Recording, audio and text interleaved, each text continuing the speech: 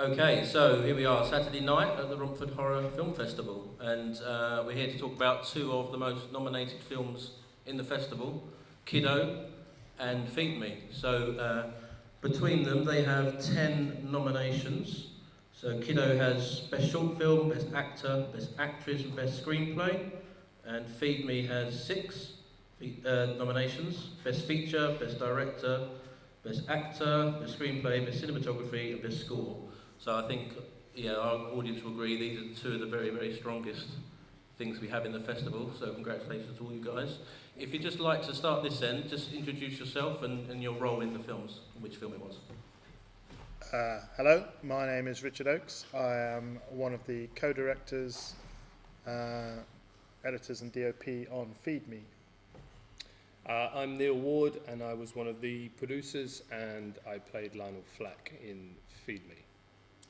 Hello, my name is Christopher Mulvin, and I played Jed Freeman, who was eaten alive in front of you all. I'm Lewis Coates. I'm the producer of Kiddo, a short film and star.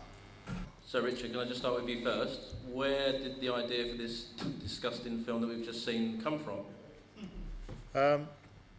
Well, me and Adam, the other co-director, we do a lot of music videos, and we were on a music video with Neal actually at the time, and Neal was helping out. And we were on lunch, and we were like, what are we going to do for our next movie? Because we'd done hosts before. And Adam was like, well, I've just been reading about this German guy called Armin Mew, who ate someone who was willing to be eaten. And we thought, that's a great idea for a film.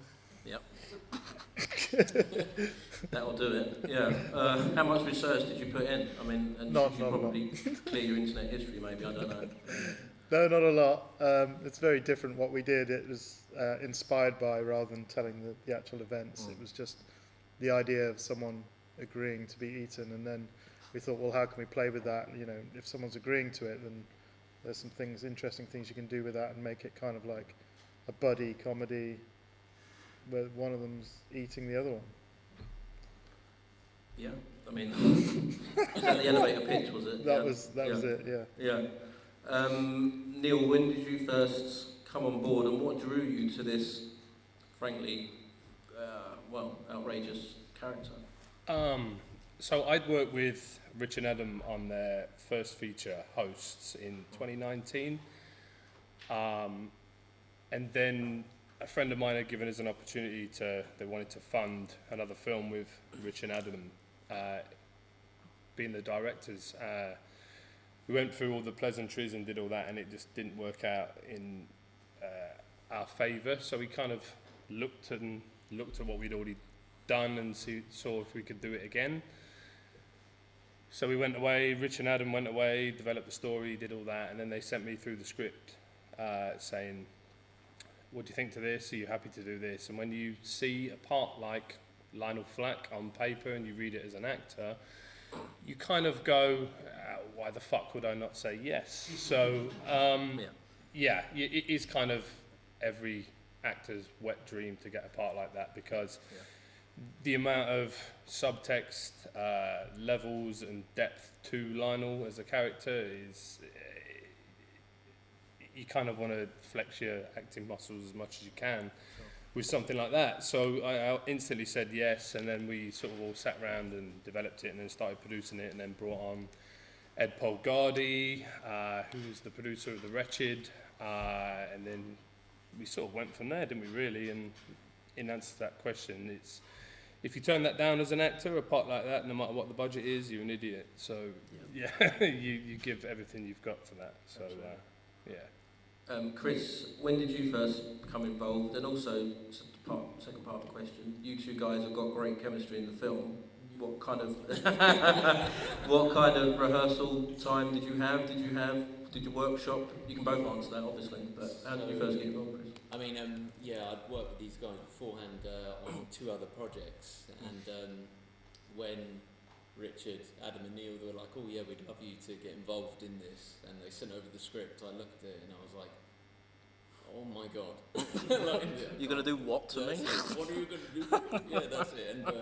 And of course, like working with these guys beforehand as well, they're amazing. And having a look into it as well when me and Neal were going through all the research into the characters and stuff, like we'd done so many months before, and just doing Skype calls and stuff, and just going through the script, breaking it down. And you know, I just thought to myself, oh my god, like this is incredible, like the script was amazing, and I fell in love with it straight away. So I thought, with these guys as well, why not do this sort of batshit crazy kind of movie, which is just unbelievable. Every time I watch it now, I'm just thank you. So when you're watching it, you're like, oh my god, and to think that's actually inspired, you know, in true events as well. It's well, in the true story, they ate his cock first, but we didn't add that in. We thought we'd leave that out. Well, originally, we did pitch the idea of that being in a stew that the police eat. Oh wow! Yeah. But we kind of scrapped that a bit. Cock au vin. But we did put these. Sorry, terrible. Sorry. We did put these two. During the filming, everyone had accommodation elsewhere, but these two slept on the set in isolation. Right, really.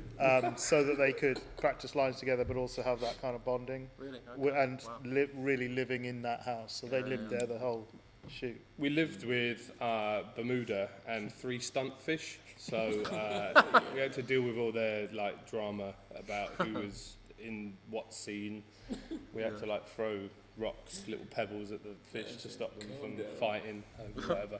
But no, it's quite unique because I've always known Chris for doing a lot of comedy, and I've always done quite a lot of unhinged, serious stuff, and it's quite weird that we juxtaposed each other and then reversed it. And I've not done a lot of comedy, you can see why, and Chris is usually like the funniest guy on set. Me and Richard worked with him on a war film, and he constantly keep us all in high spirits and whatnot. And then I think I said to him on one of the first days, I'm going to be really serious on this one. I'm taking a different approach to this film, because we'd worked before and we'd just been silly, quoting Blackadder and all kinds of silliness. And this was totally different for like 30 minutes, and then we just slipped back into our old ways, and it was we had to go back to bed telling jokes and watching Blackadder and Bottom and stuff like that, just to get out of the hellhole we were in for 2 weeks. But that's what indie movies are about. So So Lewis, when did the project of Kiddo first come across your desk, or how did it work? So it actually started off as a kind of music video concept. So the band Kitten Pyramid, who do the kind of soundtrack and everything for it, kind of came to us with the idea of looking at humans as animals and the kind of meat industry and having that as the kind of horror. So it was initially going to be a kind of medley of their music videos, music tracks, and we were going to kind of write a narrative kind of around it. But the more that we discussed with them, kind of the characters and the locations, it certainly got bigger and bigger. And the kind of more people we brought onto it, you know, we just thought we could make something much bigger than just a few music videos. So it was kind of a snowball effect. The more people got involved, production design, costumes, all these extra ideas and layers to the film kind of came about. So it was a really exciting thing to see from that kind of acorn of an idea and bigger and bigger. Yeah. Your cast across the board are all absolutely fantastic. Every single performance in Kiddo is incredible. Did you have any involvement in the casting yourself? Yeah, so I think 3 of them, so Kiddo and the 2 farmers, were both people that Brett, the director, had worked with before, mostly from a theatre background and a bit of TV. Yeah. So he kind of, as he was writing the characters, kind of had them probably in mind. I think Lisa Howard, who plays Kiddo, just the ability to kind of not be saying a lot, just doing so much like with expressions and stuff. It's really impressive. And then I've worked with Lauren, who plays the Peggy who dies. She was in Everybody's Talking About Jamie, so I've done some DBK work for that a while back. And we actually had an actor drop out about 2 weeks before, which I'm sure you can understand. Always happens. Well, okay, do we push the shoot, we do this and that? And she actually brought a bit more lightness and kind of comedy to the role. The previous actress was a bit kind of darker and bleaker in her performance. So actually, we lost who we were going to have, but it actually just kind of unveiled a new back to it. So. Both films look incredible, and that kind of stuff, and it looks proper polished work. Obviously, but they're still indie films. You don't have to tell us how much they cost, but you can if you want. But you know, how do you go about raising the funds for these kind of films? Prostitution. Do you want to start, Richard? Beg, borrow, steal. Yeah. There was so much that we were blessed with on this film of people giving us things. Like the whole house was the police officer lady, Nadia Lamin. Her granddad passed away, and her mother inherited the house, and they were going to refurbish it. So they were like, kind of do what you want until we refurbish it. I don't think they were expecting us to really do what we wanted. But we hand-painted, me, Neal and Adam, hand-painted the whole house to look like that. And Yeah, with a tiny, tiny little sponge. with the smallest paintbrush. And we did that and essentially got the location for free, which was, 70% of the movie and things like that. So lots of props, and stuff was charity shops and things like that. The fish, goldfish are not that expensive, surprisingly. So we did it on I would call a meager budget. I don't want to give away the exact number, but very meager budget, and just favours and try and pay everyone fairly. I think that's where most of the money went, wasn't it? It was paying people. Yeah, definitely. Rather than production. We kind of bodge jobbed everything and chucked it all together. But Yeah, I think it's that anybody in here who's a filmmaker, which I'm guessing a lot of you are, you kind of know what money you've got to start working with, and you kind of know where that money has to go. And luckily we had such a great team of producers and just general crew. Everybody on the crew worked so hard, and again, like Rich said, we paid everybody. We paid people a wage, and it was a good wage, which takes a chunk of what we had. And then what people don't see is the amount of money people don't get for the rest of the work. So Rich, Adam for the editing and the colour grading and the constant communication with distribution companies and things like that. It takes up a lot of your life, and I'm sure a lot of you know that. If you don't, then you'll never really know what it is to make a movie, whether you've made it with £5 or you've made it with £1 million. The love and effort that goes in to something like this, and it is. I remember Rich constantly sending through edits and constantly doing stuff, and we send something back, and Rich gets back on it and sends it back. It's a lot of time for people when we're not Hollywood. Even with your short as well, you know this. It's Rich has a wife and kids, and you have a partner, and I have a partner. We all have lives to get on with, and we pretty much gave up 2 years of our life, pretty much. And luckily we're in a position where we're playing to people like yourselves, and we're very proud of what we've done. But the general public that watch this on Amazon, Tubi, wherever they're watching it, they don't give two shits. And that's honest. I don't mind saying that, because they don't. They want to see a good produced film for their hard-earned money. But again, people like yourselves that have come out to see this, you'll appreciate the amount of work that's gone in. It does look like a great film, so definitely, that's credit a to all of testament you. Lewis, how did you raise your money? Similar story, kind of beg, borrow, steal.